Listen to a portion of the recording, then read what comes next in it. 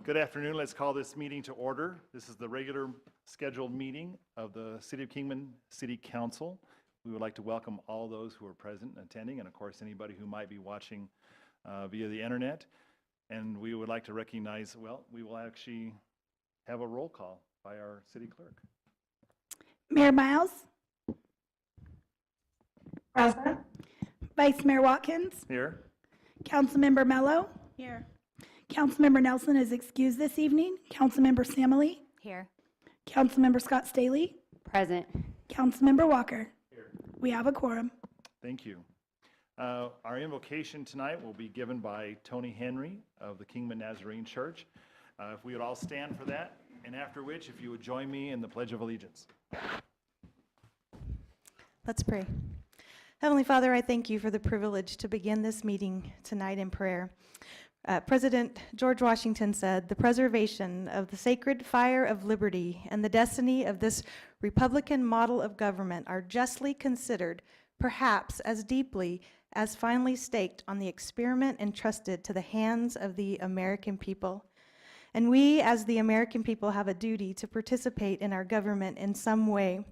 So just as our founding fathers did when they began their meetings in Independence Hall, Father, I lift up everyone here to you tonight, especially our city officials. The work that they do is not easy, and they need your wisdom and discernment, your patience and persistence, and sometimes even your creativity to get the job done. So please instill in them whatever it is that they need to serve the people of Kingman well, and may you guide the conversations and decisions that happen here tonight. And Father, as we listen to the proclamation that will be given tonight, may we give thanks to you for all the wonderful women who have impacted each of our lives, our city, and our great country, because we simply would not be here tonight without them. So be with everyone in our community. Help us all to be our best, and may all that we do be done in love. And it's in the name of Jesus we pray. Amen. Thank you, Father. Amen. I pledge allegiance to the flag of the United States of America and to the republic for which it stands, one nation, under God, indivisible, with liberty and justice for all.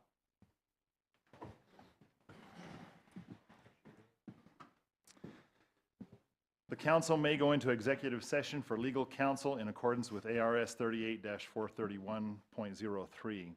To discuss any agenda item, the following items may be discussed, considered, and decisions made relating thereto. Our first item on our agenda tonight is actually a great thing. It's a proclamation. It's an award recognition, a proclamation for women making history, as Pastor Henry noted in her prayer, so we appreciate that. I will read this proclamation. Whereas American women of all walks of life have improved their communities and our nation, standing resolute in the face of adversity and overcoming obstacles to realize their full measure of success. Whereas American women play a critical economic, cultural, and social role in every sphere of our nation's life. Beyond serving as a vital part of the labor force, American women have served as early leaders in the forefront of every progressive social change movement, securing their own right of suffrage and equal opportunity, and contributing to movements which secure the rights of people of all races, classes, and ethnic backgrounds. Whereas we honor and carry forth the legacy of the women who have shaped our nation, as we teach our daughters to persevere through obstacles and inspire them to reach for their highest aspirations and achieve true equality. Now therefore I, and Mayor Miles has signed this, Jen Miles, Mayor of the City of Kingman, do hereby proclaim the month of March to be designated as Women's History Month, and specifically designate Sunday, February 27th, 2022, as Women Making History Day. And in doing so, urge all citizens to join me in honoring the history and contributions of American women and the important roles they have played in the growth of our nation, state, and our city. And of course, with this proclamation, our mayor has signed it, and we have asked Betsy Parker to be here with her committee tonight. And actually, Ms. Parker, you have some information to share with us. Yes. Well, you're in the presence of greatness here because your mayor has already been a woman making history. Jamie has been a woman making history, and Sue Ann is one of the winners this year. Also, the people on the committee are past winners, and Becky is a past winner. Did I miss anyone else in the audience? So you are in the presence of greatness. We didn't get to have a ceremony last year, so we have some 2021 winners and some 2022 winners. So in case the whole world is watching online, the winners do know that they won. Oh, and I forgot to bring the phonetic spelling of Wanda Sai-Wi-Umtawa for arts in 2021, Marcia Durfee for business in 2021, Melissa Palmer for health and medical professions 2021, Judge Megan McCoy, public service 2021, and Karen Steffen for volunteerism in 2021. 2022, we have the arts Ernestine Claw, business Sherry Boyer, education Lisa Brownfield, health and medical professions Dr. Kelly Bradley, lifetime achievement Lorraine Limming, animal advocacy Lynn Canyon, pioneering Melissa Hull Brown, professions Jody Shanneman, public service Sue Ann Mello, religion Sandra Lanners, and volunteerism Shelley Stein. So we are congratulating those women. They all know that they are winners. We invite you to join us on the 27th, 2 o'clock at the museum to honor these folks, and we appreciate your proclamation. And I'll have the committee come up now. Crystal Burge is our chair. Well, I think all these great women that you've named, just read their names, all deserve a great round of applause. So if we Please could do that. so.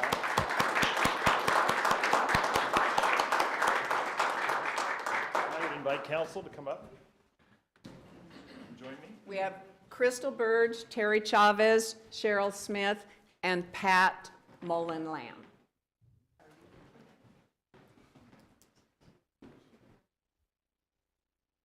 Annie, would you arrange us? You want 2 rows? We could probably just bring these two gals more in the front. Yep. I mean, I didn't want to. Hello, everyone. I'm sorry I'm not there. Annie, I wish you could Photoshop me in. All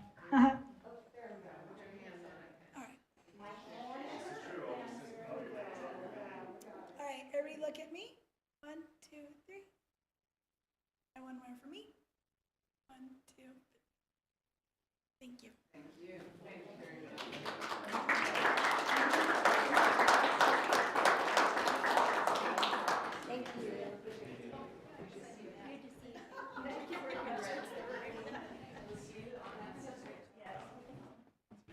Not that we don't love you. Well, you too. You know, having been a past winner. That's great. Great. Item number 2 is call to the public. Those wishing to address the council should fill out request forms in advance. Action taken as a result of public comments will be limited to directing staff to study the matter or rescheduling the matter for consideration and decision at a later time. Comments from the public will be restricted to items not on the agenda, with the exception of those on the consent agenda. There will be no comments allowed that advertise for a particular person or group. Comments should be limited to no longer than 3 minutes. And Annie, do we have any comments today? Vice Mayor, we have not received any written comments, any requests to join us via Zoom, or anyone in the room has not signed up to speak tonight. Thank you. Okay. Moving on to our consent agenda. Item number 3. I hope all of you have had a chance to take a look at this. And are there any items that need to be pulled from the consent agenda or just pulled to discuss? Okay, do I hear a motion then? Items A through, Well, I actually wanted to pull. you want to pull one? I wanted to pull H. Okay, item number H. Okay, so done. That's it? I'll make a motion that we approve the consent agenda items A through G. Do I hear a second? I'll second that. All those in favor, say aye. Aye. Aye. Aye. Aye. Any opposed? Okay, motion carries. Councilwoman Mello. Manager Foggen, I just was curious, the raise that the staff, city staff just received, if we approve this, will Judge Singer get that as well? We will make sure that he does, yes. It's been kind of an ongoing issue for the judge in that the contract that, and the rules that had applied to him seemed unfair. And Right. so, I agree. of course, we appreciate your consideration of this, and more likely Judge Singer will appreciate it. Yes. Well, Vice Mayor, oh, I'm sorry, go ahead. go ahead, Yes, Mayor. Mayor Miles. I just wanted to ask Manager Foggen also, does this make all of the contracts that the council approves, the magistrate, the attorney, and the manager all have a consistent policy? I will have to leave that to Carl. Essentially, yes. The only issue is, like, say, with the judge's position, you can never decrease their compensation. That's just to prevent any undue influence. And for whatever reason, we had in the ordinance about changing it at all. So that's why, once we ended up talking to Jeff about this, we thought it'd be best just to make that Okay, but it adjustment. does, it basically makes the COLAs and the staff raises apply to all the contracts? Correct. The other two, the city manager and myself, were already benefiting from any citywide changes, and this would affect that. Yes. Long story So it's short. coherent, it's Yes. consistent. Thank you. Thank you, Mayor Miles. Councilwoman Mello, would you like to make a motion? Yeah, I make a motion that we approve ordinance number 1936. Do I have a second? I'll second that. We have a motion and a second. All in favor, say aye. Aye. I, Any opposed? Okay, motion carries. We have no, item number 4, we have no old business. Item number 5, new business. Item 5A, ordinance number 1935, amending subsection 4-80.070G, parking areas and driveway improvement standards of the zoning code of the city of Kingman.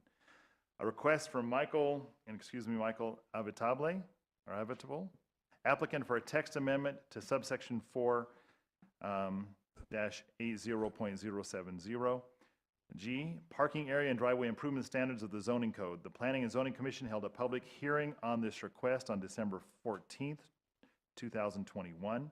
The hearing was continued to the next meeting on January 11, 2022, in which staff presented 3 options for the commission's consideration.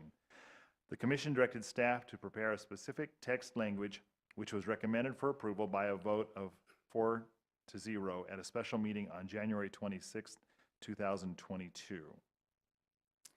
Rich, turn some time over to you. Welcome. Good evening, Vice Mayor, Mayor, members of the council. This is an amendment to our zoning code regarding driveway improvement requirements to parking areas that are in excess of the minimum parking space requirements. The amendment, if approved as requested by the applicant, Mr. Avitabile, would not require paving to parking areas that are behind a front facade of a residential building or behind a fence or beyond the required setbacks of the particular zone. The current code requirements do require all parking areas, aisles, and driveways to be improved with a durable dustless surface of asphalt, concrete, what amounts to like a recycled asphalt surface, or other equivalent dustless surface that may be approved by the director. We also require that those driveways be extended from the property line to the improved part of the roadway. That can vary depending on the improvements within the roadway. It could be to the edge of a sidewalk, it could be to a curb line, or it could be to the edge of pavement. In cases where there is no improvements on the street, where it's just a dirt street that's maintained by the city, there's actually no driveway requirements at all for either the required parking or any additional parking until such time as that street is improved, and at that time, the owner is responsible for putting in those driveway improvements. So that's the current standard. We also have within our zoning code definitions of what it actually is a driveway, a carport, a private garage, what constitutes a single-family dwelling, and a manufactured home, which all come into play into this amendment. The code also defines, both in text as well as in this figure, what is a front yard, what are side yards, rear yards, as well as exterior side yards. Depending on the district that you are located within, the front yard setback can vary from 20 to 30 feet, and the side and rear yards also vary depending, again, the district that you're located within.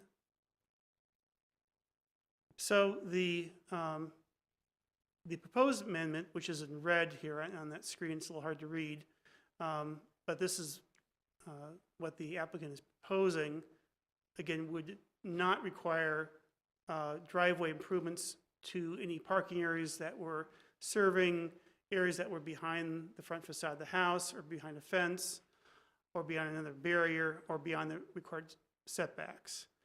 And this graphic kind of visually would show what that change would do if it were adopted into the code. You can see on the left side, we have a smaller lot scenario with houses built to the front yard setback. You have the required parking for the driveway, for the garage, the 2 parking space minimum. And then just to the right of each of those houses, you have what would be a unimproved surface leading back to a garage or carport that would be in the back of the property. Same thing on the side of if it was coming off a side street, if it was a corner street, same scenario, because the parking areas are in excess of the minimum standard and because they are located behind the house, there would be no pavement requirement under the proposal. The paving requirements is a change from the old code. The old code stated that was for required parking, and now the new code says that's for all driveways that go to any parking areas on the site.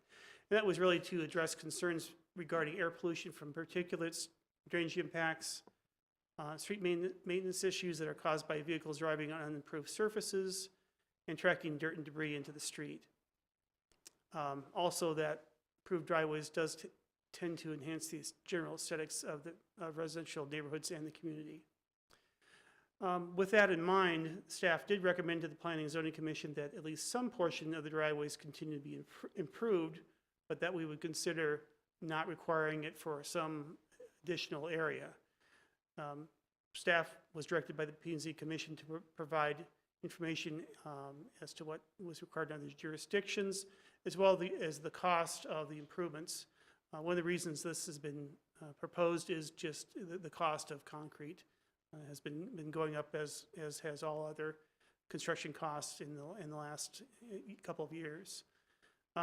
Ultimately, the staff came back to the commission with 3 general options for requiring limited driveway paving, and we kind of grouped them to 3 categories. One was facade-based, with a setback-based paving requirement, and distance-based. The facade-based scenario would require the driveway to extend to the facade of the house, but it could be unpaved beyond that point. Setback-based scenario would be pavement would be required just within the setback area, and beyond that it could be unpaved. And the distance-based paving requirement was sort of a hybrid, where there'd be some minimum distance that the driveway would have to extend to. It could be beyond the setback, but not necessarily to the facade of the house, especially if you have a very large property, very large lot, and the house is very far back. So we looked at these 3 options. There was a public hearing held on December 14th. That was continued to January 11th. Ultimately, the setback-based option was the one that was chosen by the commission. We brought back specific text language for the commission recommendation on January 26th, and that is what's before you for your consideration tonight.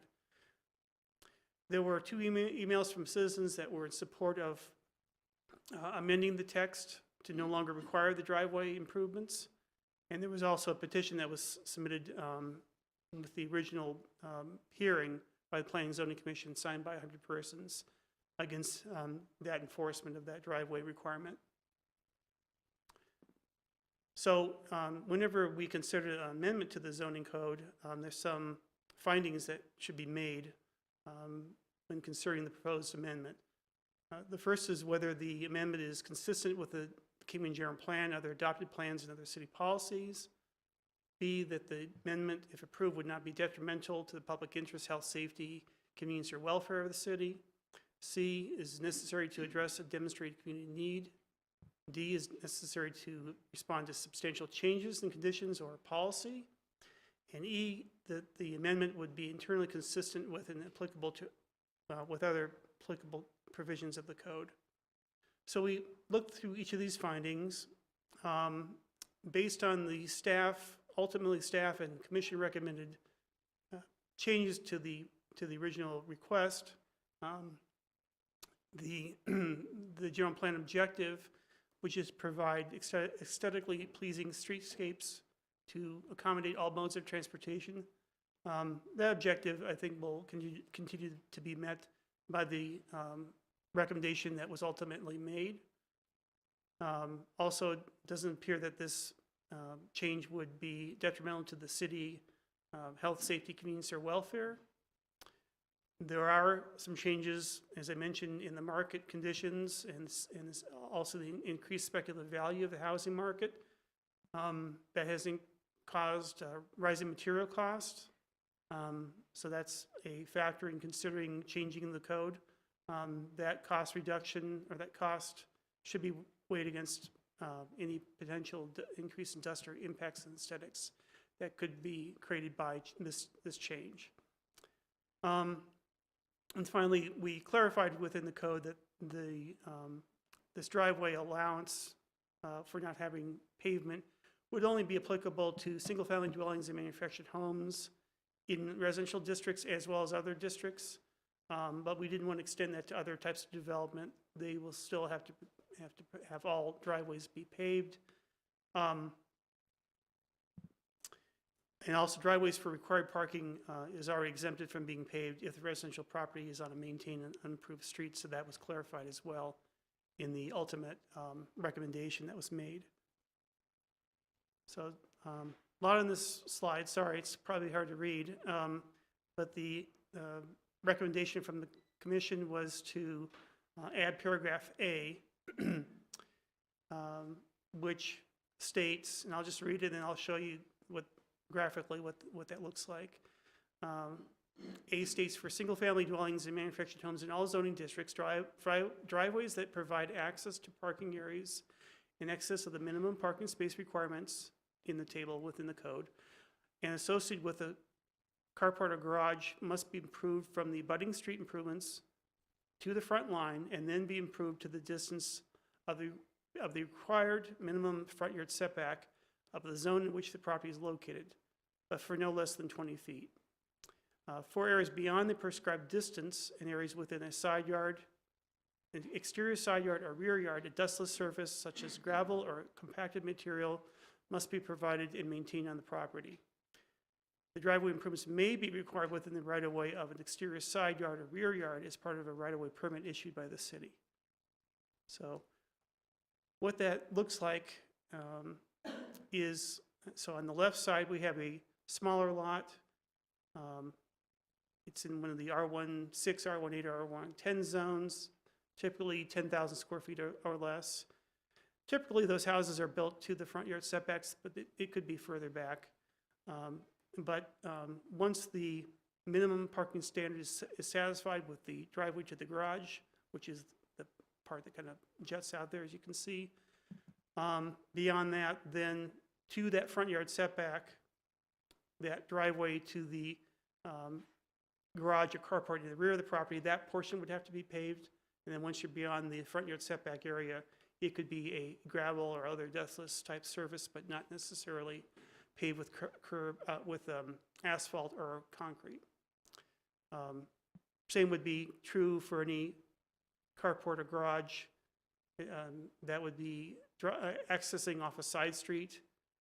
The only requirement that could be in place would be in certain circumstances, there may be a need for pavement within the right-of-way from the property line to the edge of the pavement or the edge of curb. Sometimes the larger lot areas don't have that in place, so there may be a need for a driveway, at least to the property line. Otherwise, it would be unimproved, and that's represented in the graphic on the right. So in essence, that is the Commission's recommendation. That's also reflected in Ordinance 1935. And with that, be happy to answer any questions you have. Thanks, Rich. Is Mr. Avitabli here tonight? I did not see him in the audience. Okay, just wanted to find out for sure. Council, it's open for discussion. Hi. If I can. Yes. I'll start with the, just my notes from planning and zoning. They have been discussing this for several months now. Originally, when this item was brought back to them, the commission decided to let things stand to keep the requirements to have the paving from the garage all the way to the street. And subsequently, the request came in along with a unofficial petition asking for it to be reconsidered. And I will tell you, I never thought that this could get so complex. It seems very simple, and I think that a lesser commission would have been fatigued by all the options that they were given, as well as just all of the zoning jargon that goes with it. But they really worked hard to find a compromise, and at the last meeting, one of the builders who has been attending all the meetings and sort of speaking up, he got up and also said that he felt like this was a good compromise. Having the gravel instead of the concrete would reduce the cost, which is ultimately what they were asking for. So after multiple meetings, this is where it ended up, and it seemed like everybody was pleased with it. There were a lot of good discussions, and I think we have such a talented planning and zoning commission that they worked really hard to put something forward that was worthy of making a change. Thank you, Councilwoman Staley. Any other comments or questions for Rich or discussion on this matter? Councilwoman Mello? Nothing. Okay. No, I do want to say I appreciate that report, Jamie, because you were not there, and I didn't have time to watch it this time, and so I appreciate that. Rich, actually, I have a question for you. Sorry, I know you sat down. No problem. As Jamie mentioned, the petition, can you clarify what that petition was for? It sounds like they didn't want even the new zoning ordinance, period. They wanted it all struck with no changes at all. Right. I don't have the petition directly in front of me. I think it might have gotten in your packet, but I think it was broadly written in a way that it sort of implied that they were against all driveway pavement requirements. I don't think that was really the intent, but that was kind of how it was written. And then, like I said, it was signed by what appeared to be 98 city residents and 2 from the county. Well, I know in some of the emails too, or the letters that you printed in our packet, there were comments that I know one person mentioned that they have beautiful landscaping already. And now if they were to put an outbuilding, they'd have to tear up that landscaping and at least put concrete driveway to their gate.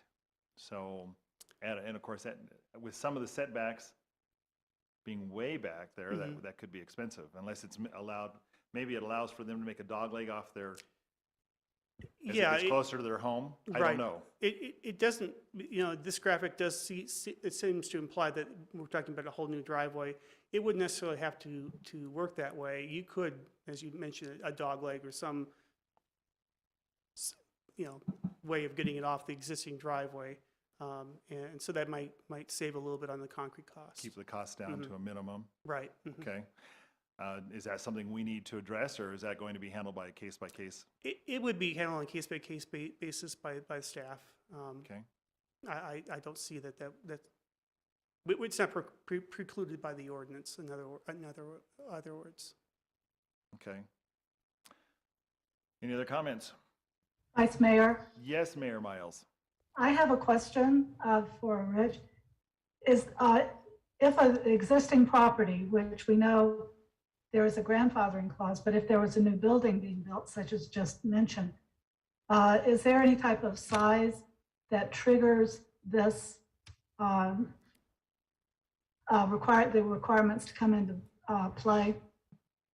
So we've internally had this discussion, what really constitutes a carport and a garage. We've decided, well, it has to be large enough to accommodate a vehicle of some sort of, typically a car or truck. I think we decided that anything that was 7 feet wide or larger, that if they can put a garage door on that, that becomes a garage. If it's less, yes, you could put a motorcycle, you could put an ATV in there, but we're probably not going to require that to be paved. And this it only applies to garages and carports. It doesn't apply if someone is building simply an accessory building on the property. Is there a size limitation on that accessory building? For example, what are we, Uh, because I know that's going to be asked. Well, as far as how large it can be or how Yes. small it can be. Mhm. Well, for a building permit, the minimum size of building permit is, they require a building permit is 200 square feet. Okay. Maximum size, there is a maximum size, I believe, in the smaller lots, but I don't have that figure right in front of me, but there's a range. Okay. Mhm. Mayor Miles, did that answer your question? It did. I just want to clarify a little bit more, make sure I heard correctly. So you're saying if it's wider than 7 feet, like a carport, to cover just say it's going to cover a car. If it's wider than 7 feet, that would require paving? That's been sort of our internal interpretation. In order for it to be really considered a carport or a garage, it has to be able to be capable of parking a vehicle like a car. And anything less than 7 feet, you're just not going to be able to get a vehicle in there. So we've had some Now, people do that. would that apply to just a carport that has no sides, no construction other than just a roof? Well, it could, if it was just posts, and it was only, say, 7 feet or less wide. I don't know whether we'd ever see that, but I guess it could. Okay, thank you. I drive a pickup truck. In some ways, if I wanted to do a shade, like Mayor was asking, Oh, okay. I should clarify that we're talking about the door opening and not the overall width of the garage okay. when we're saying 7 feet. Let's say I wanted to put a 10-foot shade up to cover a vehicle to park on the side of my house. Would I then have to have a driveway at least up to the gate? Well, again, this is for anything requiring a building permit. Yes. So, And it probably would require a building permit because it's going to be over that size of 200 square feet. Okay. Well, it might not, but some pickup trucks are pretty big. right. So yeah, if it requires a building permit and it meets the definition of a garage or carport as we've described, then there would be that pavement requirement to the setback line, and then beyond that, it could be gravel. Okay. Well, we appreciate all the clarification. I think we are. Vice Mayor, Yes, Mayor. I want to make sure that I understand this. So if it's less than, if it's less than 200 feet and there's no building permit required, then, and it's just a shade cover, then that doesn't trigger these requirements? If it's less than 200 square feet in size, we require what's called a minor improvement permit for those. That's not considered a building permit. So my understanding is that we would not require a driveway in that case because it's not a building permit. Okay. Thank you very much. Mhm. Once again, thanks for all the comments. Rich, thank you. Right. Mhm. Do we have a motion then to move forward on this ordinance, number 1935? I'll make a motion that we approve ordinance number 1935. I'll second. We have a motion and a second. All approve, say aye. Aye. Aye. Any opposed, say nay. Motion carries. Item 5B, ordinance number 1937, repeal City Code Section 7-82. City Code Section 7-82 is the regulation of motorized skateboards and motorized play vehicles. It was enacted in 2003 to regulate minors riding these devices in an unsafe manner. This ordinance is so broadly written, it would regulate our recent Bird scooter agreement, rendering it moot. This oversight was recently noticed, and staff reviewed the issue and felt it was best to repeal this ordinance. After the Bird scooter pilot program has gathered usage data, staff will review and provide any necessary ordinance updates. Our city attorney, Mr. Cooper. Yes, this is my error for missing that earlier. And I do want to clarify that this is regarding motorized scooters, motorized skateboards and the motorized play vehicles. This is not what we're discussing a little bit later, which is the unpowered skateboards type of situation. So we discovered that, like I say, the ordinance that was in effect, the definition of motorized play vehicle incorporated these scooters. We looked to try and see if there was some way to clean it up, to kick the scooters out of this ordinance, and it just really wasn't inappropriate. There wasn't a simple way to fix it. Part of the reason is since this ordinance was enacted, the state statutes have evolved quite a bit regarding electrical vehicles, and these new e-scooters definitely fall under state statute regulations, and right now they classify them as, or having to operate as similar to a bicycle.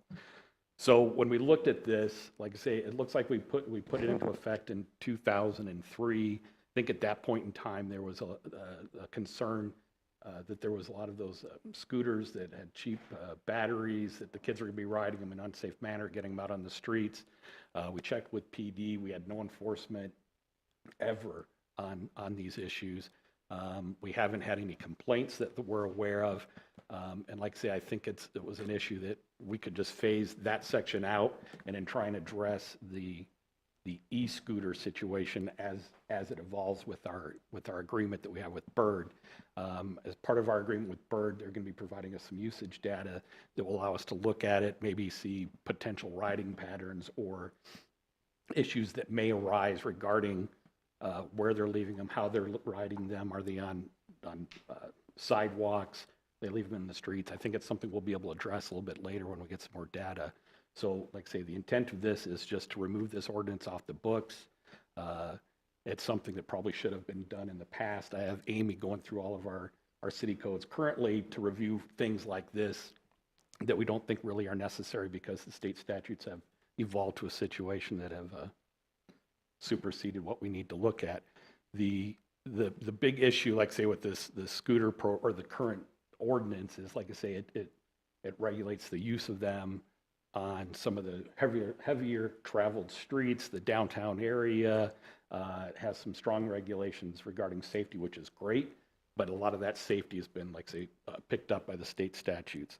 So I think that's our recommendation, right? I don't think that is our recommendation, that we just repeal this ordinance and then come back and look at the situation in the next 6 months or so, unless we find that there's an issue that requires immediate attention. Okay, thank you, Mr. Cooper. Any questions for Carl tonight? Yes, Councilwoman Mayor, Seeley. go ahead. Okay, Mayor, would you like to go first? Well, thank you. I just wanted to thank Mr. Cooper for first of all, acknowledging that this should have been probably done at the same time that we considered the agreement with Bird.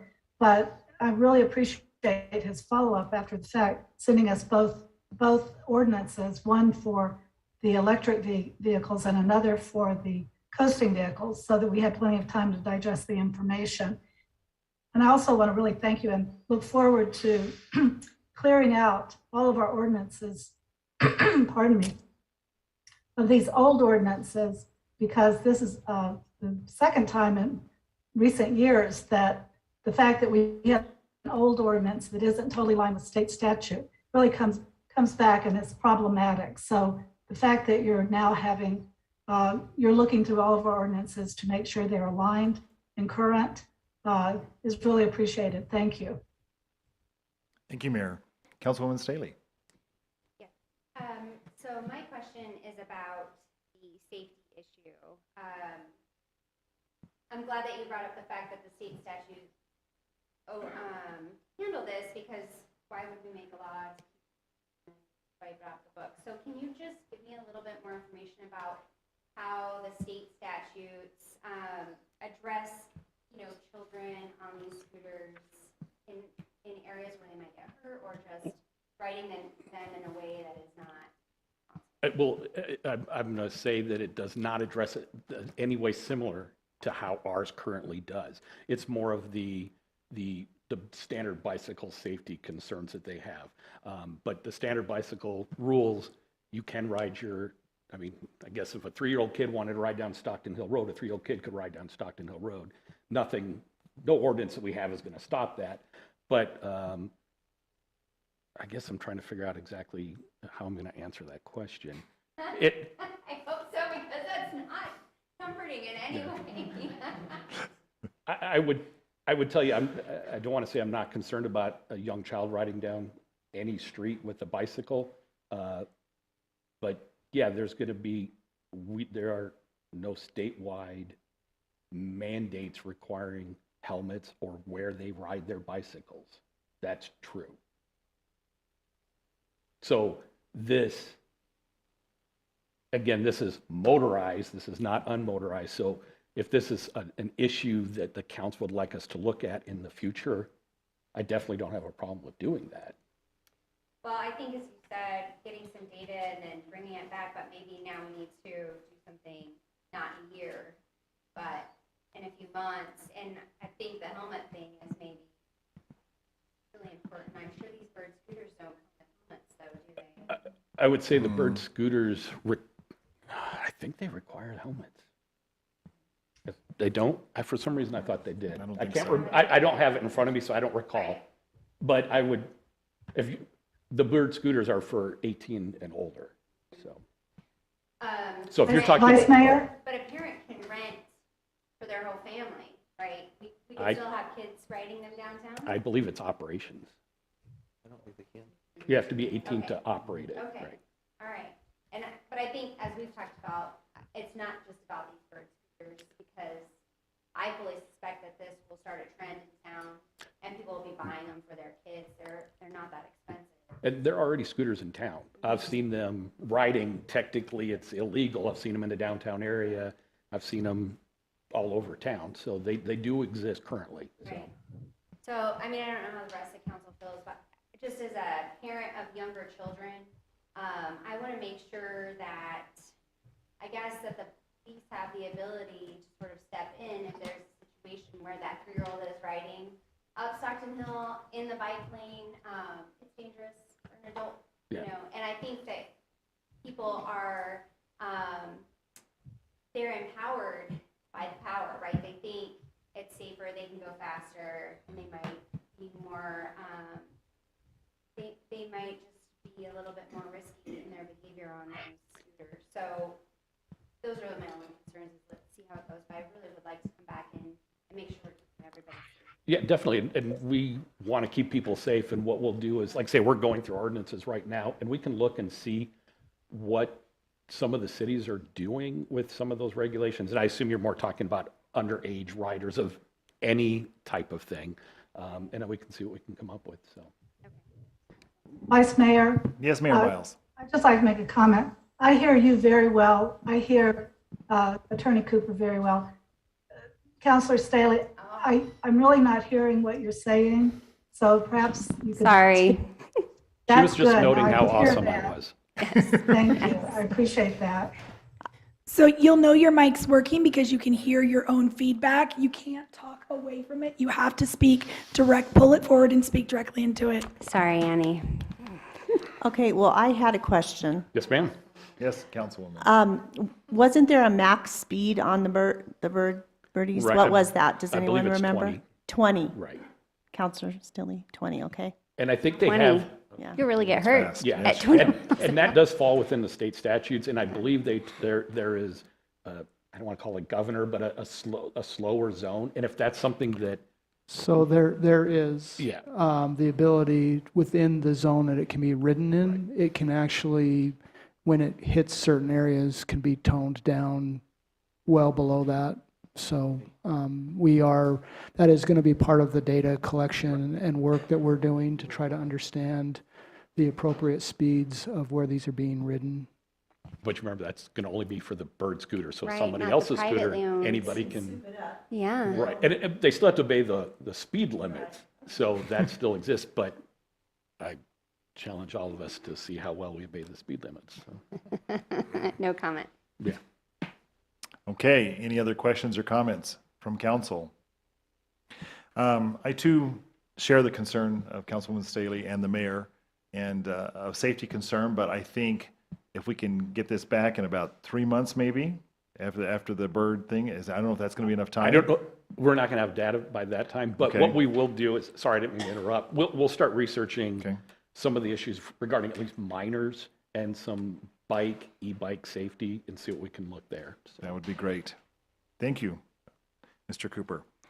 Do I have a motion then for item 5B, ordinance number 1937? So moved. I'll second. We have a motion and a second. All those in favor say aye. Aye. Aye. Any opposed? Motion carries. Item number 5C, public hearing and consideration of resolution number 5390, Federal Transit Administration Rural Public Transit Grant Funding. This is a request for council to adopt resolution number 5390, authorizing the city manager or his duly authorized designee to sign all documents required for application and acceptance of Federal Transit Administration, Section 5311 Rural Public Transit Grant Funding necessary to fund a portion of Kingman Area Regional Transit, known as CART. Administrative, operational, and capital expenses for Kingman for federal fiscal years beginning October 2022 and October 2023, and staff recommends approval. This is a public hearing, so we will open the public hearing right now. Any comments? Yes. Actually, I think maybe we could just give you a quick report. Oh, I guess you should do the if you report don't first. mind. I apologize So, for that. it's City all, Manager it's all Foggin. good. Okay. Actually, we have Sherry, who oversees CART, who will just give you a little bit of information. This is kind of an ongoing thing, I would say housekeeping, but I'm sure that she's got some important information and can answer any of your questions, so. Okay. Okay. Sherry, glad to have you here. Hi, thank you. So as mentioned, it is a public hearing. And we do this grant every other year. We file it in even number of years. It's on a 2-year grant cycle. So as you read out, we're applying for operating funds for the admin and operating, as well as some capital for vehicles for the next 2 fiscal years, beginning October 22 beginning October 22 and also the following year beginning October 23. I don't have a whole lot to add. I can share that the grant application is due on the 23rd. And in anything that is in the grant application, council will still have the opportunity to review and approve any budgets with the city budget. Naturally, currently with the current application, what I show, and it's still a work in progress, but to give just an idea, and it's been consistent with what we've had.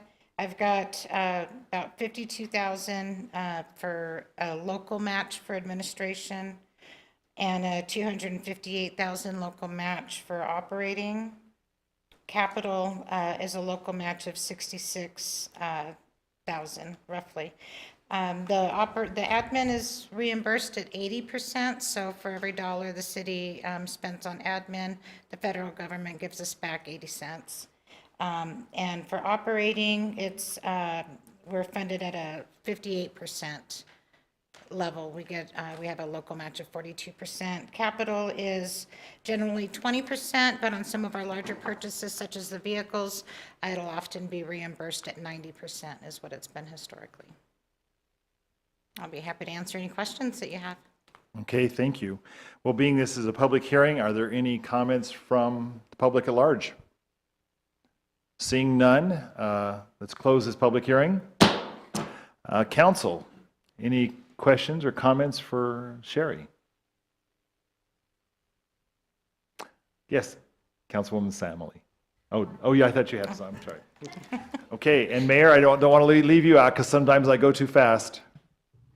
Well, thank you, Vice Mayor. I just want to thank Sherry and everyone associated with the CART team. It's such a terrific service for our city. And I know that as WACOG has been in Tri-City are looking at trying to connect the three cities, their transportation systems. But however that turns out, doesn't matter. We have a great system. Well, it does matter. But I just want to thank you because we have a good system here in Kingman right now, and it adds really valuable service. So I truly support it, and thank you all. Thank you, Mayor. I would add my thanks to the mayor's comments too, Sherry, and your staff and your drivers. They're all very, I have friends that ride the CART often, Right. and they're very personable and friendly, and Thank you. we appreciate that, all We're that very you proud do. of our system. I Okay. appreciate that. Thank you. If there's no other comments then, do I hear a motion for item 5C, resolution number 5390? I'll make a motion that we approve Resolution 5390. I'll second. We have a motion and a second. All those in favor say aye. Aye. Aye. Any opposed? I hear none. Motion carries. That is the end of most of our agenda items. For new business, number 6, department reports, starting with 6A, stormwater staff report. Thank you, Vice Mayor. Appreciate it. Several months ago, you'll remember that we had some citizens that had shown up concerned about drainage. And in talking with Rob and Jack, it really seemed like a good department report to kind of cover and clear up kind of what we do on almost every time it rains, what it looks like, and why there's flooding, and what we are doing about it. And so we have a presentation to walk you through stormwater. It's one of those things where as long as it's not raining, nobody thinks about it. But as soon as it rains, our phones start ringing, and they don't stop ringing until Jack and his team have cleaned up the streets and everything that goes with that. So it is not a problem every day, but when it does rain, it is a huge, huge problem. And people that have moved to our community, those that have lived here, maybe not even used to it, but I will say that those that have moved to our community are certainly not used to what happens during a monsoon. And so I've asked Rob and Jack if they wouldn't walk you through our program, what our challenges are, what we're doing, and what this looks like into the future. So Jack? Thank you, Mr. Foggin. Good evening, Mayor, Vice Mayor, members of the council. Appreciate you letting me come up here and speak to you. I haven't seen your smiling faces at the mic in a little while. So as Mr. Foggin said, we're going to talk about stormwater tonight, and we'll go through a couple of presentation objectives here in a minute. But I guess one thing I'd like to talk a little bit about is the picture you're seeing on the cover here. It kind of looks like an abstract picture of Kingman, but what that actually is a model during a storm event that Phil and his team worked on in the Kingman Area Drainage Master Plan. So it tells us, what the different colors are, gives us an indication at the water depth and even some of the velocities and things that you would see. And this is just an overview. The plan itself is a lot more in depth. But it's actually a great amount of information, and it's a very useful tool. So some of the contents and the objectives, we'll talk about the stormwater needs, the complaints, stormwater plan solutions. I'm not going to go into the drainage master plan, but I'll give you kind of an overview and tie that into this presentation. our capital improvement projects that are planned that are drainage specific, some of the resources that we have as far as funding goes, talk a little bit about the development process and past standards, and then some next steps. We have a preliminary stormwater rate study project list. It's stretched out for 20 years. We'll talk about that a little bit in the end, but just keep in mind that's a preliminary list and it's still in process. Obviously, we have some time for questions at the end, but if you have questions during, please ask and I'll try to clarify the information. So this picture right here is actually a showing of complaints we received after a single storm event. So October 3rd, 2018, we had a storm whose intensity approached or was nearing the 100-year event. You hear that, it's not that the storm comes every 100 years, it's based on how much rain hits the ground and in what time frame, so amount and intensity. And so this doesn't necessarily tell you the scope of each one of these drainage complaints, because it ranged from everything from a washout in front of a mailbox to people having water in their homes or in their structures. And it's actually 3 days worth of calls. So between engineering and public works, in a 3-day period, we received 384 calls for service. And again, some of those overlapped, but some of those were, more severe than the other. And so this picture you're looking at is actually a legend dictating and showing where each of those projects were. And that was used as part of the Kingman Area Drainage Master Plan. And I'll explain that a little bit in the next couple slides. So I actually have a couple pictures here of some of the damage that we see. These aren't all from that storm, the majority of them are, and some of them are pretty severe. And it really, again, it affects everything from shoulders to people's structures, but a big part of what we deal with is our transportation network. It severely impacts our roadways and especially some of our arterials and collectors, which are our main components of our network and trying to convey people. We've had PD calling, hey, you got to shut down Airway, you got to shut down Stockton Hill, you got to shut down Keno. I mean, we're shutting down major portions of Kingman and, the conveyance systems. There's really no way around some of these drainage issues. So when I shut one area down, there's nowhere to send people. So it becomes problematic. So I guess I'll back up for a minute, maybe. So I'll give you a couple pictures. The one on the top left is actually 8th Street during a storm, and this one wasn't entirely severe, but still you can see how much water's in that underpass. That's been mitigated to some extent with there was some DEMA funding that came through as a grant, and engineering team got that project done. So that's helped the impact on this area, but in severe storms, that project or that improvement still cannot handle the amount of rain that will come into that. It's a large basin with a high amount of storm water. The one on the top right is a bit of a collector that's actually Pasadena up toward the northern end. And we've actually been cleaning up on it for a little while. This is one of the reoccurring places we go to. We have some areas that are hot spots. We know when it rains, go to these places first. Our approach is always arterial collector first because we got to get those major roadways safe for travel. And the reason I wanted to come back to this slide is I wanted to highlight some of those areas. So the bottom left is actually Stockton Hill, right about Hillcrest. And this is actually, if you look at the map, there was some buildings downstream of this area that were flooded. There's some improvements planned for here, but there's a severe amount of water that comes down that line and cannot make it into the conveyance system. So it runs out onto Stockton Hill and causes impacts both to the traveling public, but also into the structures downstream. The one in the middle bottom there is actually Sycamore, and it's kind of hard to tell. That's actually with the storm drain improvements up ahead of it. It's actually capturing a lot of that water, but it was running actually over the top of the sidewalk for the full width of the road. So again, a significant amount of water. And the one on the bottom right is Bank Street. That's one of those trouble areas. It comes underneath Denny's. If you ever seen it, that was some creative engineering for that building. The building is actually built on a box culvert. So it's kind of a unique structure in town. But anyway, we have a lot of debris that washes out onto Bank Street and ultimately down onto Airway. So again, it impacts our network, our transportation network pretty severely when we have large storm events. The one on the top, or the right middle, I included that one just kind of a severity of some of the drainage issues we see. As you can see, there's a pickup sitting there, and there's about a 4.5 to 5 foot cut from the edge of the roadway. There was so much debris, it plugged the culverts, and it overtopped the road and washed everything out. So the blue color you see on the bottom right of that picture is actually a water line. And there's another picture where the hydrant is actually sticking out of the ground. It's not buried at all anymore. So again, we do get a significant amount of water at times. And the problem isn't when you get it over a long duration, it's when it comes in short, intense storms. Yeah, excuse me, where's that one picture? That's actually on,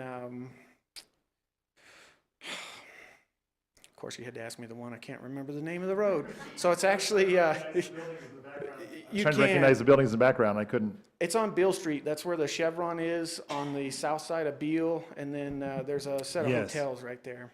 Okay, Metwell, thank you. Thank you, Chief. thanks.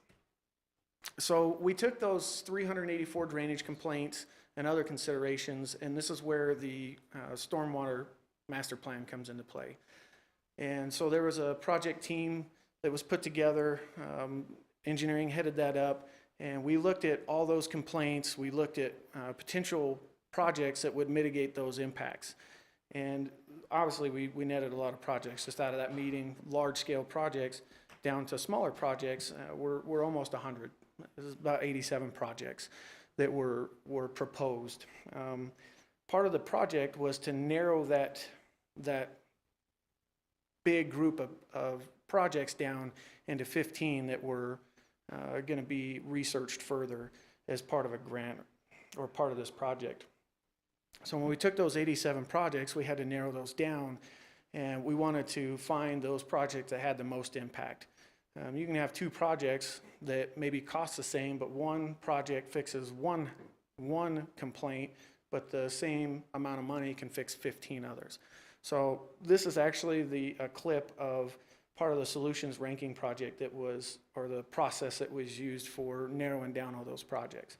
So we looked at urgency, severity, feasibility, and that was both from property acquisition, the cost of the project, maybe physical constraints for that location for that particular improvement, and then the community benefit. And again, we ranked and prioritized those on the number of people or area that would impact and improve.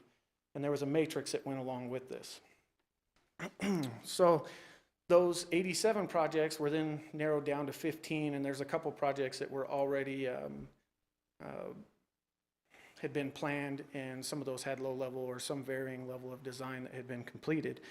And this is a list of those projects that made it to the 15, call it the final selection. There's a whole lot of other projects in that plan that are listed in the drainage area master plan, but these are the 15. As you can see, there's some pretty significant projects in there.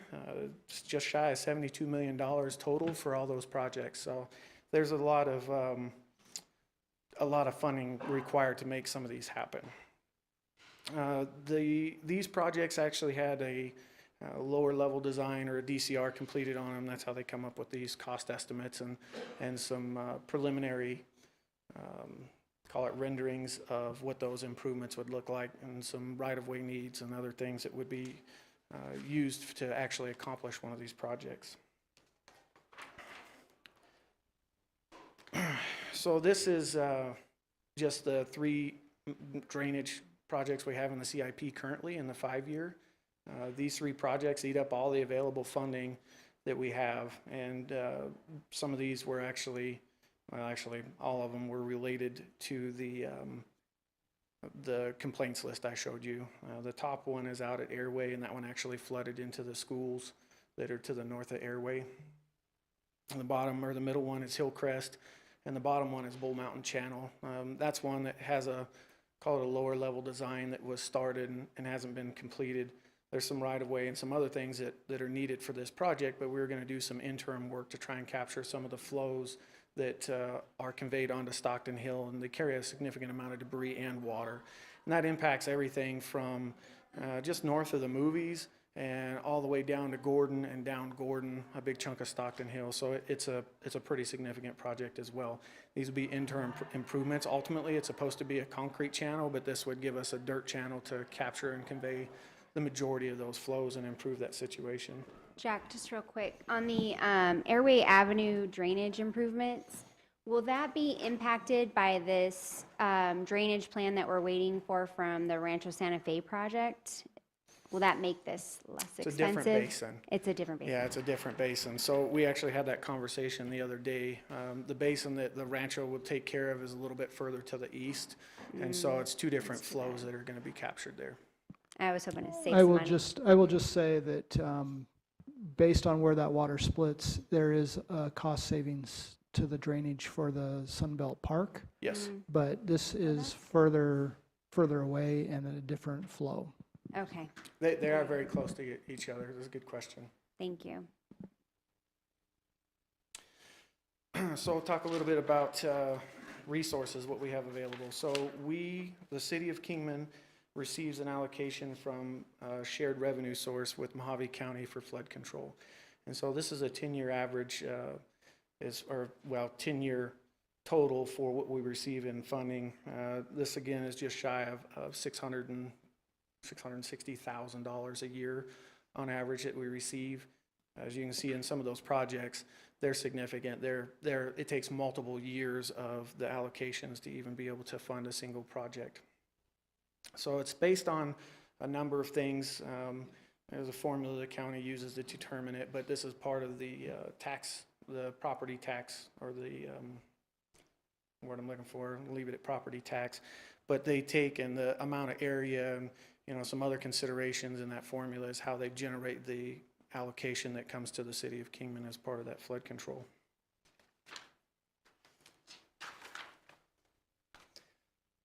Talk a little bit about steps for development. And so the next slide will give you a little more detail on why we're doing this. But developments generate and help convey a lot of the stormwater. They do generate because there's a lot of impervious surface, rooftops and asphalt and concrete. None of those absorb water, and so that water goes downstream. And so I won't go into great depth on this. You guys have it in your packet. Obviously, if you have questions, go ahead and ask. But a developer will find a piece of property they want to develop. They'll come forward, and there's a couple of avenues that help them through the permitting process. But ultimately, it lands with them providing a set of plans to the city.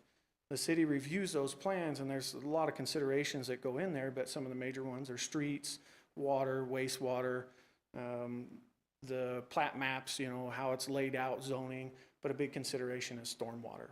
And how do we capture, how do we convey, how do we manage that stormwater that is not only a result of the new development, but whatever is coming into or leaving that raw land before it's developed. Drainage planning is one of the steps that's carried out the earliest. It's also one of the most, call it intense portions of that process because of the amount of work that's required to model and understand where the water's coming from, where it's going to. And it's also one of the areas that takes the most amount of pushback. The development standards in the past didn't always address or sufficiently address the issues or stormwater specifically. And so what you also find is we're developing, in an ideal world, we develop from one side and we go up or we go down. Water obviously runs downhill. And so as people build and you have developments upstream of them, then you increase that amount of runoff potentially. The regs that we have now work to mitigate those impacts, but there's still some legacy subdivisions out there that they were platted, and so they're working off whatever drainage standard was at that time. And those continue to be an issue. I think we're running out of those, so to speak, the ones that were platted, but those are some of the areas that become a issue. It is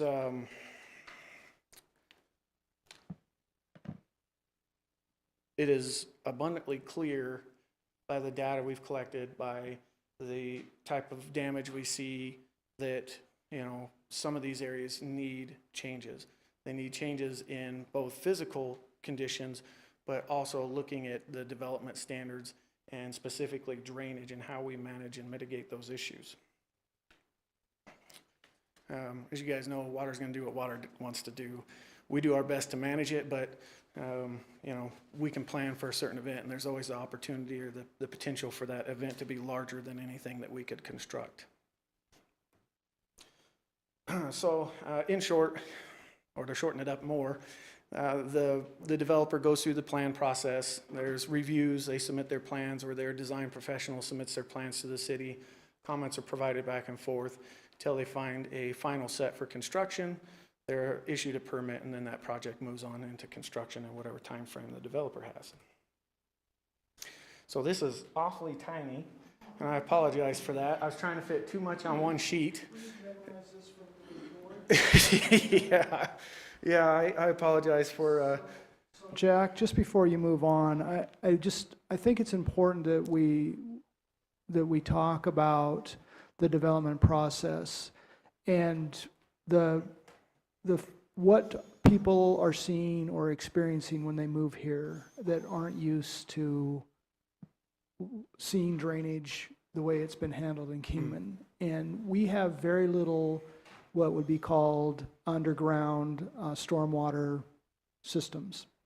And that's unusual. And a lot of people that are moving here are used to seeing curb gutters and sidewalk work in conjunction with storm drainage that are in the curb, and the water runs down, drops into the storm drain, runs unseen, and then exits at an appropriate place where it can be dealt with. And people that are moving here that are used to those underground systems are shocked when they see water. And when we have people show up to council meeting that are alarmed, it's these development standards that we have or that have been in place in Kingman for over the years, some of which we have subdivisions that were, or houses that were built and stormwater that was dealt with even prior to the city being incorporated.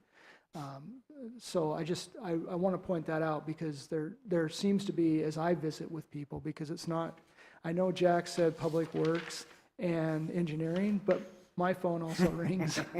So City Hall, we don't count the number of calls, but people are alarmed by when water is running down the street and it's running by their yard and on the sidewalk and then into a detention basin.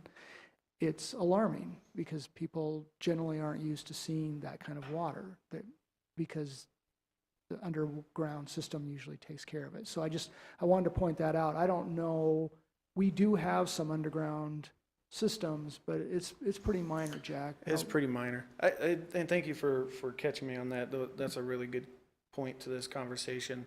So as Mr. Foggin indicated, we have a lot of areas that were incorporated that the drainage standards or the development standards were different. We have some that were within the city when they were developed, the drainage standards at the time. A great example of that is curb and gutter. Been a couple years back, it had changed, and now they require curb and gutter. Our conveyance system is typically the road surface. There's very few storm drains in Kingman, and most of them are on, some of the bigger roads, arterials, collectors, Stockton Hill, Airway, Andy Devine. So when we're carrying that road in curb and gutter, it has its own challenges. But when you take the curb and gutter away and it's no longer confined within a hard surface, now we're running it down dirt shoulders. And that's where a lot of our complaints and our requests for service come from, is because it washes out in front of people's driveways. And sometimes, like I say, it's to the point where it's pretty minor, maybe you drag the muffler or something, but there's other ones where people cannot get access to or from their home.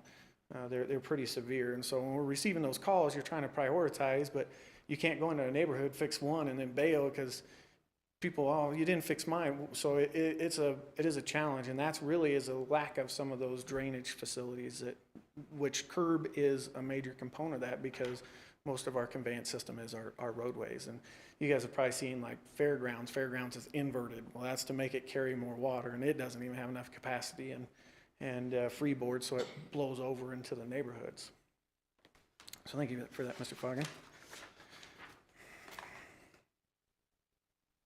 So again, this is a preliminary view.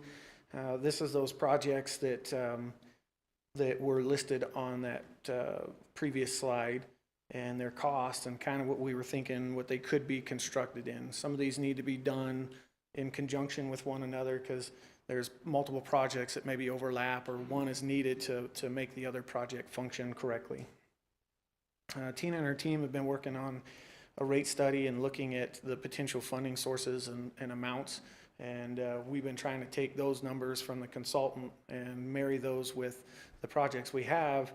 And really, I mean, that's a pretty lengthy project time frame when you're looking at the number of projects it can complete over a 20-year period.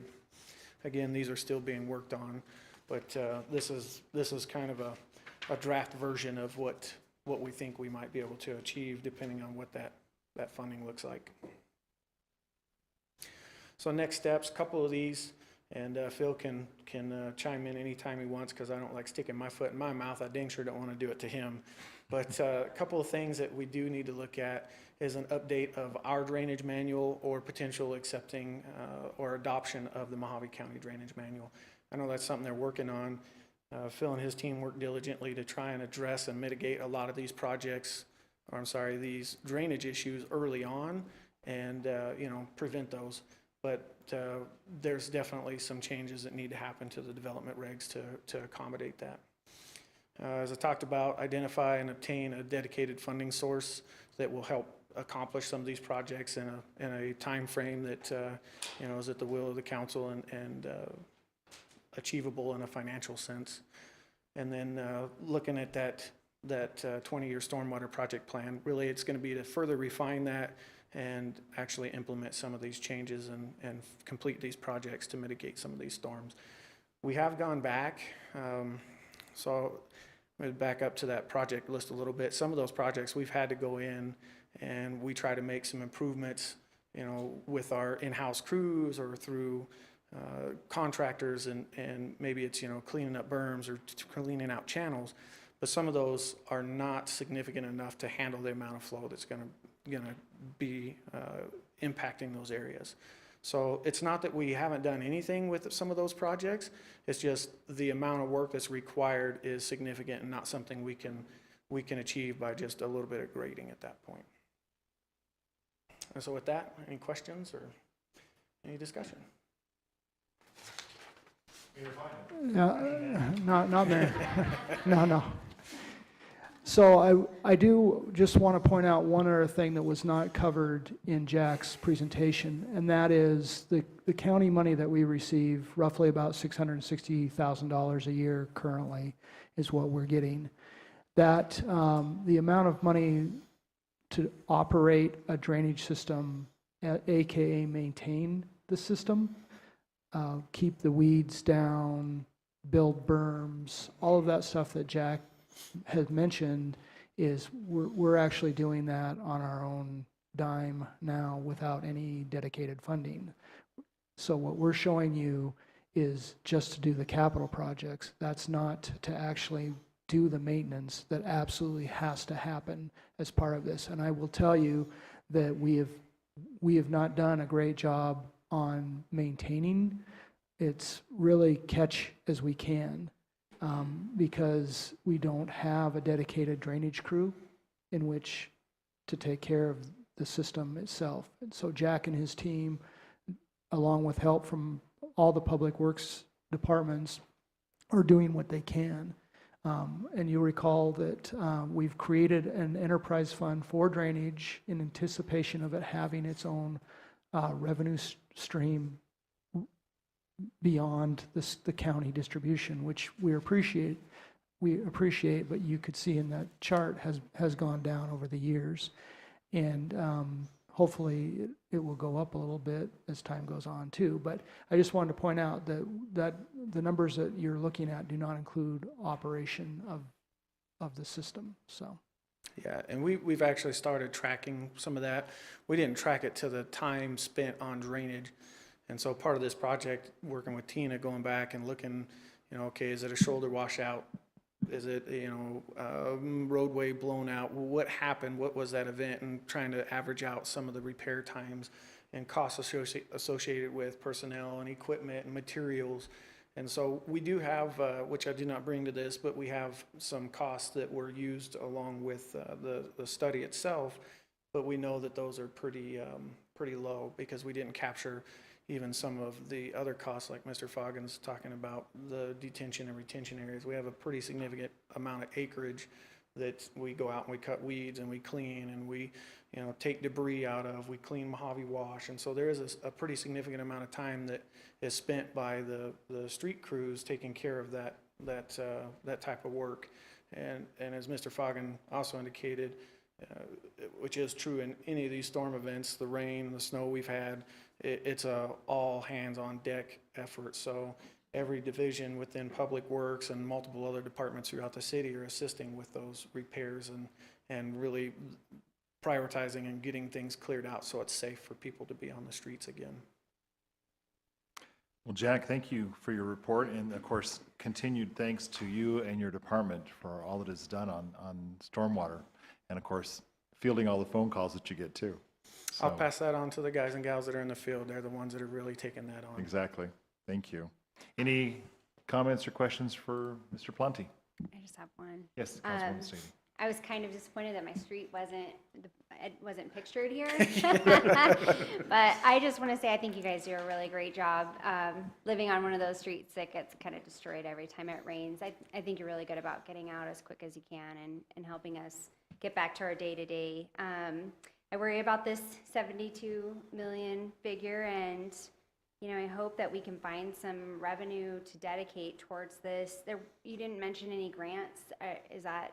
Are there stormwater grants that come up regularly? So I don't know any that are off the top of my head, but ironically, just before the council meeting, we had a meeting here with Tina's team, and one of those being the new grant administrator and a number of people throughout our city team, and trying to identify grant funding sources for CIP and other projects. So we're looking into those, but in the past, there's none that I've been aware of that were specific for drainage. You might be able to pick something up that was a roadway improvement or safety improvement program, but nothing at this point that I know of that's specific to drainage, but we are looking into It's them. not really prioritized for grants.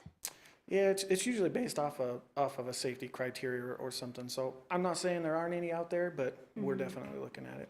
And on these retention basins, are we still talking about putting what I call a French drain in them to try to help recharge the aquifer? Yeah, so that's actually being done as part of, and again, Phil can throw something at me if I'm speaking out here, but they've done a number of those already. I think that 10 dry wells have been completed, 10. and those assist with the recharge.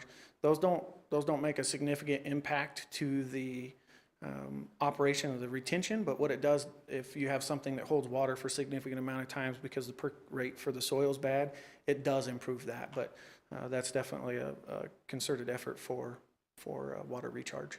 Good, thank you. Thanks, Jack. Thank you. Okay, Have a good item 6B, coasting vehicle ordinance update.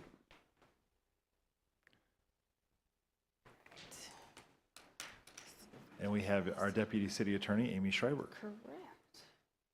All right, let me see if I can get this up.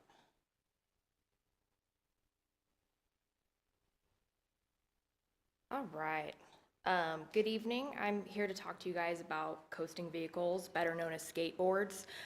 We've all seen these signs around downtown.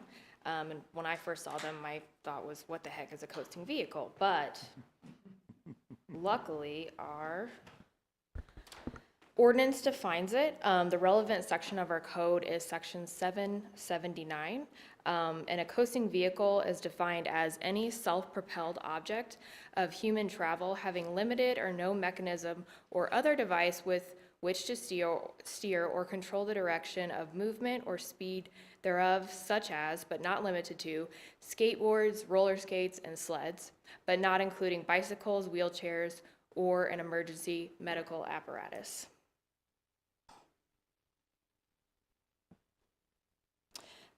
This section of the code, 779, was adopted in 1989.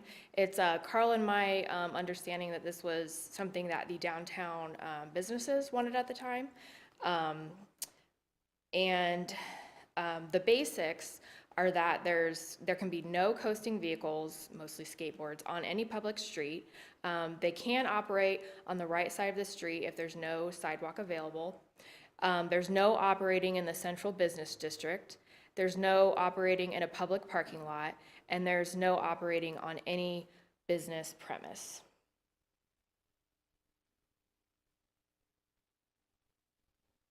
And engineering graciously made this map of what the central business district is. Hopefully that's, here, let me zoom in a little bit.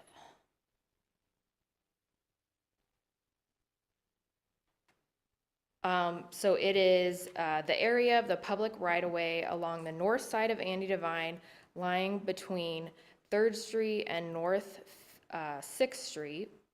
The area of the public right-of-way of East Beale Street, lying between North 1st and North 6th Streets. That area of the public right-of-way of North 3rd Street, lying between Andy Devine Avenue and Oak Street. That area of the public right-of-way of North 4th Street, lying between Andy Devine Avenue and Spring Street, and that area of public right-of-way of North 5th Street, lying between Andy Devine and Spring Street, and that area of the public right-of-way of Oak Street, lying between North 3rd and North 5th Streets. So it's just everything that's in the, obviously the red highlight. I looked at a few other codes from other cities to see what theirs looked like.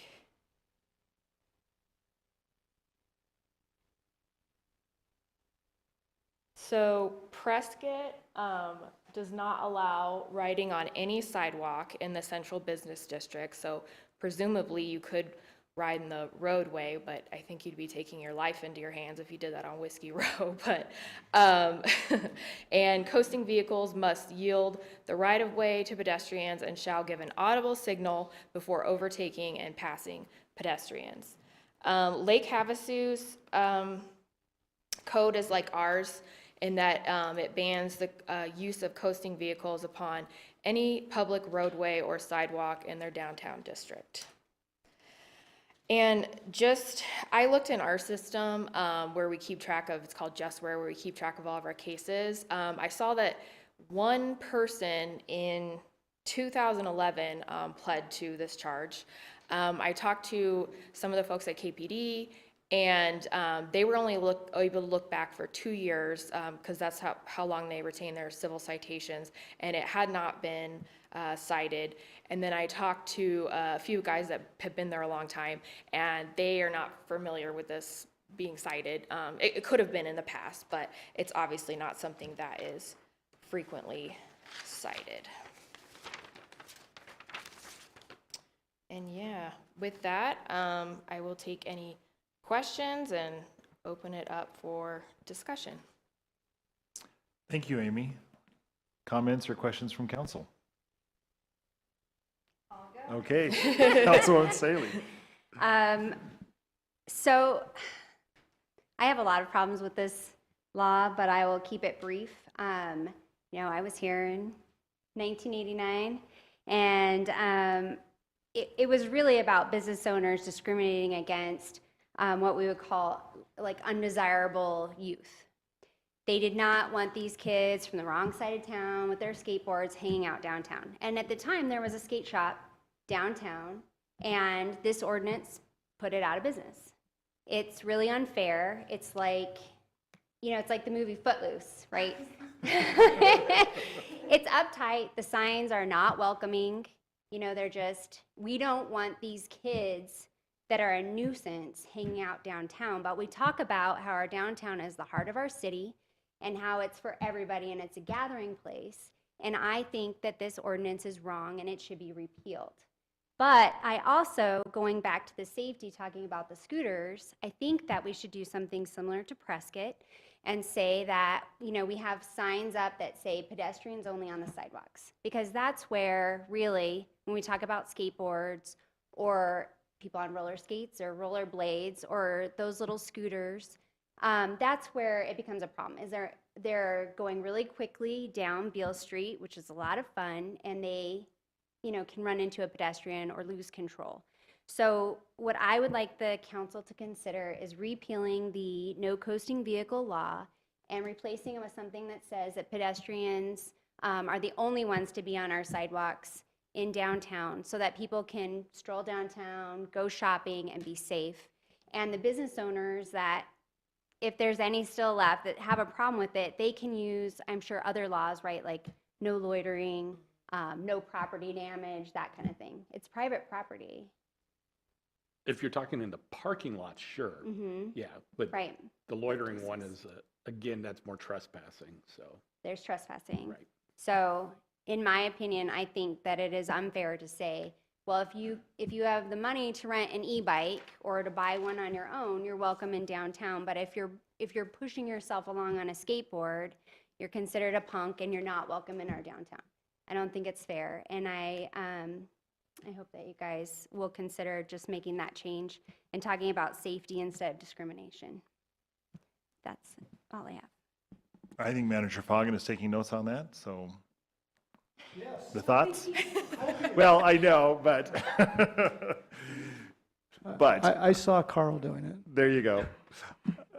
And Councilwoman Saylor, I see your concern. I can also see where a business owner, because unfortunately, our youth, and one time, a long, long time ago, I was one of those, but we also like to jump on the sidewalk and maybe scoot in and out. And so I can see where a business owner would be concerned, because if someone's coming out of their business, they could get hit. And so you bring up some valid concerns, and obviously we don't want to chase business away from downtown. And I guess I'd like to point out the no skateboards on public and private parking lots is only if it's posted, meaning if a business doesn't mind having a skateboard, they don't have to post it. But you'll notice there's a number of them that do post it. So I know the real outright ban is this downtown area. Right. Which is also strange to me that only in downtown can these kids not hang out. And the law was also made long before we had a skate park. You know, most kids on skateboards they're at our skate park. It's wonderful there. That's where they feel welcome. So I mean, I can't imagine that taking down this law, all of a sudden you're gonna have kids, an influx of all these kids skating downtown. And I go back to saying, let's just make it where they can't skate on the sidewalks and keep everybody safe, but welcome people of all kinds into our downtown. Well, and you do see young adults and even adults from time to time riding the bigger longboards. And so it always catches my eye when they do that and they use it for transportation. So there's some validity in what you're saying. So, any other comments or questions for Amy? Okay, thank you, Amy. Oh, yes, Carl? Is this what the council's asking? So far, I haven't seen a lot, not trying to put you under the spotlight, but I just want to, if we're going to start drafting something, I would. I guess this would come under future request, wouldn't it? Well, just meaning, we'll come Manager up. Foggen, you were shaking your head. Yeah. Well, future requests usually refer to department reports, which we are doing. Okay. So okay. usually what we're looking for to move forward with is to see if there's consensus there of interest Right. with the majority of the council to spend staff time and bring it back. Because if we have one council member out of 7 that is interested in having this come back, it doesn't make a lot of sense in which to spend time to have it voted down 6-1. Good point. Can I make a comment, Feedback, I guess. Vice Mayor? Yes, Mayor. We've just approved the electric vehicle agreement, which we're gathering data to see how it goes. And I'm very curious because, business owners have expressed concerns about that in itself.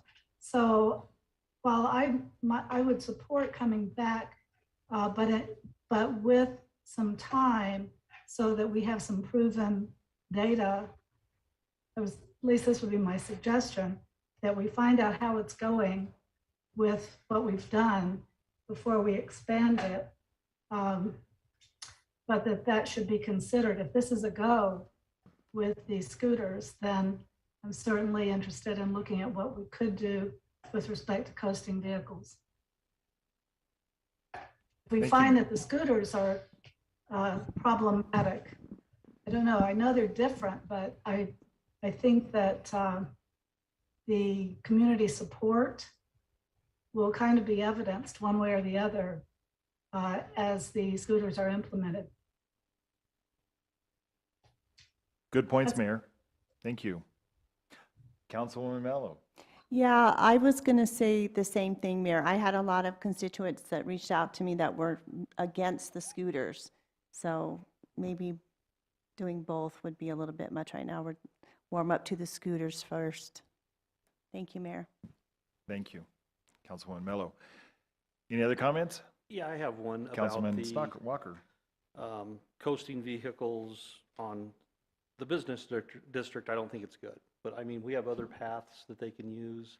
The Mojave Wash path, I mean, I see bicycles, joggers, everybody on that. And in other cities, I've seen signage that says pedestrians have the right of way on these trails that a lot of joggers and rollerbladers use.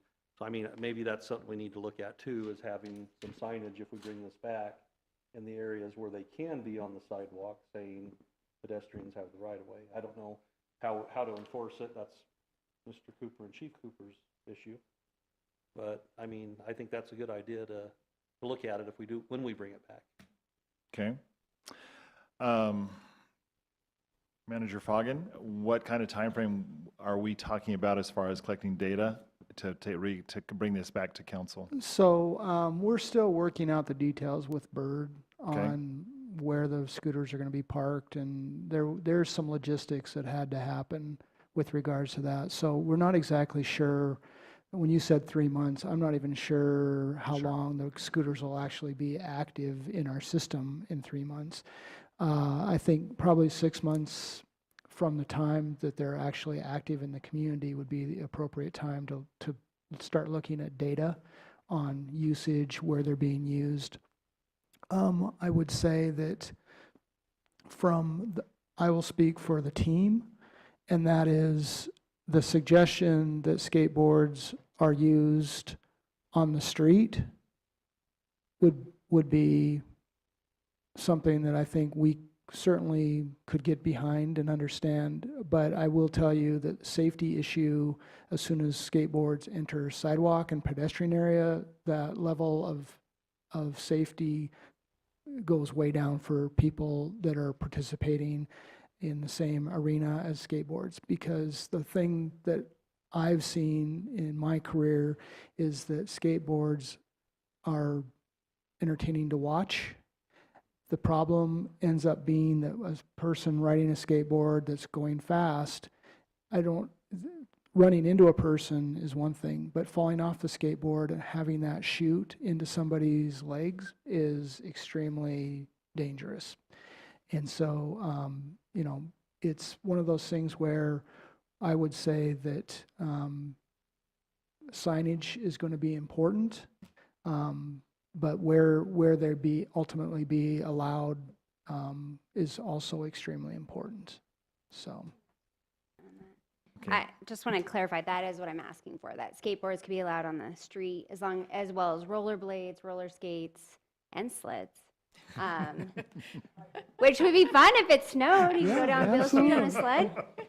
So I'm just asking that they be allowed on the street, and I'm asking that we keep our pedestrians safe, because I will bet money right now those Bird scooters are going to be on our sidewalks. It will happen. Absolutely. I know they're supposed to, you say you won't do it, but who's going to read that and tell me they're not going to be on the sidewalks? They will. And Bird's not going to come back and say, yeah, we had X number of scooters riding on your sidewalks. We're not going to get that data from them. We're going to get it from the public. And so that's what I'm asking for, is to be inclusive, but also to protect the pedestrians, because I know I can already see what's going to happen. Vice Mayor, Yes, Mayor. Go I ahead. have one other just thought to throw into the mix, because I just realized we have so many events now where we close off the streets, and for various events, classic cars, First Fridays, other things. And so this introduces a new element into and consideration into all of that planning, I think. So I just thought I'd bring it up for council to factor in as we move forward on this discussion and on the decision. And I totally agree with Councilor Staley. It's not going to be Burr that's telling us that the scooters are not on the right place. It will be the public if they're being, used inappropriately. Okay, thank you, Mayor. I did have something to add Yes. to the discussion. Councilwoman Samley. Is there a way, I'm highly concerned about having skateboards on the street, especially the age ranges. I don't want to have to watch out for them when I'm driving. Is there a way, I could possibly get behind something that required a helmet if we were in the city, or is there something that can be built into that ordinance where we needed a helmet? I can build whatever council would like in the ordinance, but I would tell you helmet laws in this state are interesting and challenging because of people's desires to have their freedom, to have their heads crushed. So I will tell you, I think that there will be a lot of opposition. And I'm just basing that on the fact that we may sit and think that certain things are for the well-being of, but a lot of people will disagree. Understood. And for that reason, I likely would not support repealing. So, and I would say children is a little bit different. We could do some requirements for that. But my take on this discussion is, let's see what we get in six, 7 months with some data. And we'll look and see what we can dig up with some other cities, and if anybody else has some data on these type of things. Because we're not, whatever council wants, we're willing to draft as long as it's legal and, we have that ability to enforce it, so.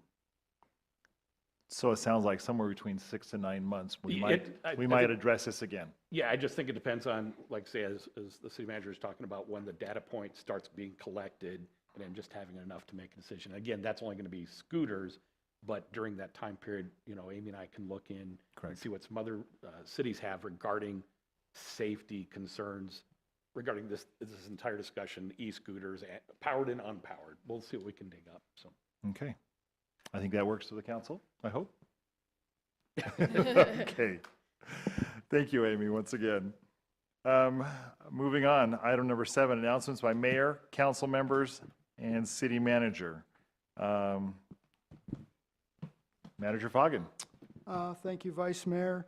The only thing that I have is I want to take the opportunity to recognize all the women that work in our organization. We invited them, all the women, to come to picture taking this morning to recognize them and memorialize that as part of recognizing the importance of women working in the workplace. And so I just want to recognize we have a whole bunch of our employees that are women that are important part of our organization.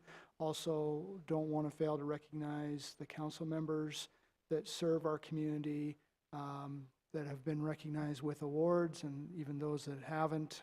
We appreciate your service and recognize the contributions that you're all making, so thank you. Other than that, that's all I have, Vice Mayor. Thank you, Manager Foggin. Councilman Walker. Okay, Councilwoman Samley.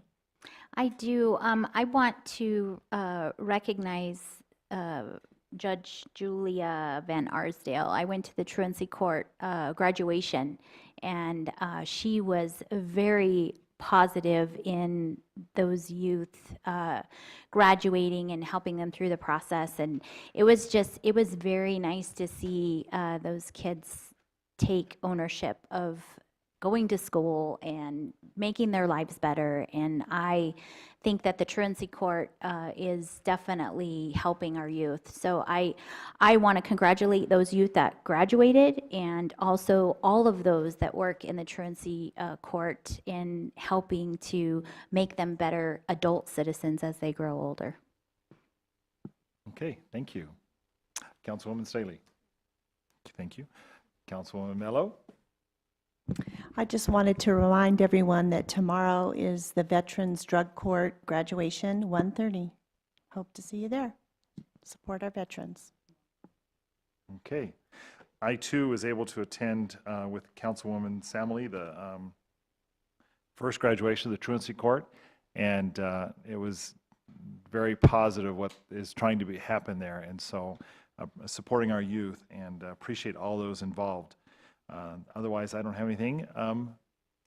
Mayor Miles. Thank you, Vice Mayor. I just want to take a minute and give an acknowledgement and thank you to our economic development team, Manager Foggin, for the excellent work on the retail prospectus that they updated and distributed today, and it's online. And they incorporated the comments that council made a couple of meetings ago about demographics and expanding the perspective of the populations we serve. And so I really appreciate that and wanted to acknowledge them. And the other thing is just a few comments. You know, water is always on our mind, and our groundwater. I've attended about 3 meetings in the last 2 weeks on water. One is a working group that is from various rural counties, where we are talking about how to garner support and the groundswell in support of legislation for groundwater management solutions, including the RMA. And also, I had a discussion with an NAU grad student who reached out to me. She's in their Sustainable Communities program. And I will say that I too was inspired to see, the young person, a young adult that is taking such an interest and active study of water and agriculture and all of the issues associated with that. We had an excellent discussion, and it will be integrated into a presentation. They're having a water symposium. And finally, the city has a team for a growing water smart team that Rob Owen has actually coordinated and arranged with the Sonoran Institute. We're going to be having some workshops and be part of several teams in the state discussing water, and there will be some input and interaction with the Department of Water Resources. So again, water remains a very critical and ongoing discussion of very keen relevance to all of us in our area. So that's what's been happening in the waterfront. And I just wanted to keep you and the community engaged in this discussion, because we need support even for the Representative Cobb's current legislation. I think it's not out of committee yet, but we certainly need to encourage our legislators to act on that so that we can get some solutions we need legislatively. Thank you. Thank you, Mayor Miles. Okay, item number 8, council request for future reports and updates. Councilman Walker. Yeah, I do have 2 requests. We have 2 large projects that we're in the middle of, and I think us as council members and the residents deserve to be kept up to date on the Rancho Santa Fe. I'd like to maybe see if we can hear at least something monthly or maybe every 6 weeks instead of every month. But and the 1,800 acres at the airport. This has been going on for a long time, and I've had a lot of calls on both. So I'd like to see if maybe we could have council updated and our residents updated. I'd like it once a month, but I don't know if that's doable or not. And that's all I have. Okay, thank you. Anyone else? Mayor Miles? Okay, thank you.